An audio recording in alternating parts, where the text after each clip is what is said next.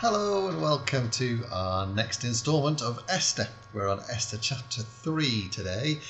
10 chapters to read in all. Reading this, getting ready for our Bible book group on Wednesday the 11th of September, meeting at 7 o'clock at Denham Shared Church. We're going to talk about Ruth that we did last week, and then Esther that we're doing this week and completing next week. We are so far into the story, having found King Xerxes, having got very drunk at his second party in a couple of weeks, and deciding that he wanted to see his beautiful wife and parade her in front of his guests. She refused to come, so he decided to create a new decree that said that all wives had to obey their husbands, and all husbands had complete control over their wives and children.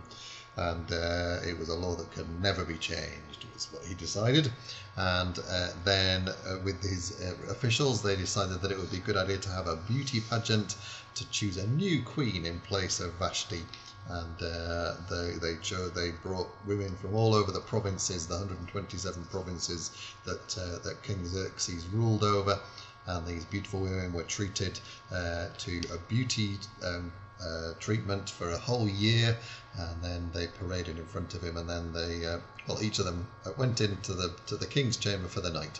And it's a really wholesome story, is it?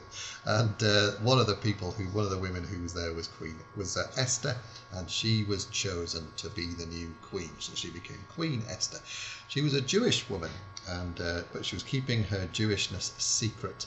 Her uncle Mordecai became one of the palace officials. He overheard that two of the king's guards were planning to kill him, and he broke the plot and told the king. And the king had the two guards executed so that they couldn't kill him.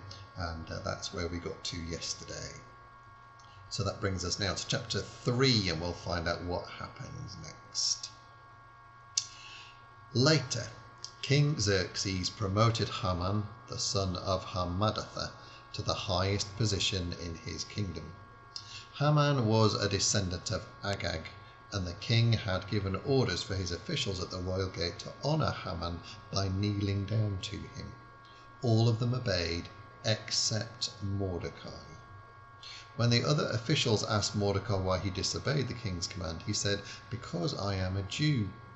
They spoke to him for several days about kneeling down, but he still refused to obey.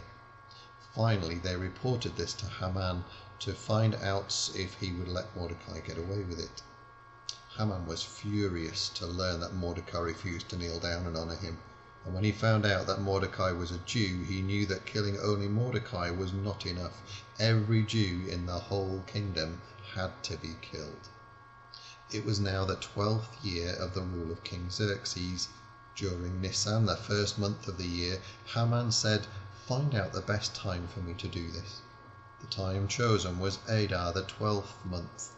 Then Haman went to the king and said, "Your Majesty, there are some people who live all over your kingdom and won't have a thing to do with anyone else. They have customs that are different from everyone else's, and they refuse to obey your laws. We would be better off to get rid of them. Why not give orders for all of them to be killed? I can promise that you will get tons of silver for your treasury." The king handed his official ring to Haman, who hated the Jews, and the king told him, "Do what you want with those people. You can keep their money." On the 13th day of Nisan, Haman called in the king's secretaries and ordered them to write letters in every language used in the kingdom. The letters were written in the name of the king and sealed by using the king's own ring. At once they were sent to the king's highest officials, the governors of each province, and the leaders of the different nations in the kingdom of Xerxes. The letters were taken by messengers to every part of the kingdom, and this is what was said in the letters.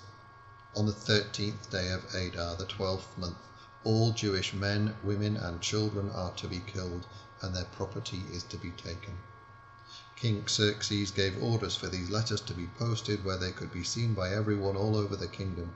The king's command was obeyed, and one of the letters was read out to the people in the walled city of Susa. Then the king and Haman sat down to drink together, but no one in the city could figure out what was going on. Real turn, isn't it? A real twist in our story. So this man Haman, who has been promoted, hates the Jewish people, hates them even more when Mordecai, a Jew, won't bow down to him, won't kneel to him.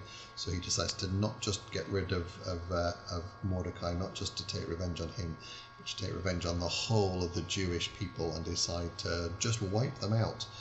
That's what he's decided to do, and he kind of, when he catches the king at a relaxed moment and gets him to sign the order that this is going to take place. And of course, don't forget, the rules, the laws of the Medes and Persians cannot be overturned or overruled. They stand forever. So we'll have to find out how this is going to move forwards. Come and find out tomorrow on Thursday what happens next as we read chapter 4 in the book of Esther. I'll see you then. Have a good day today. All the very best. God bless. Bye bye.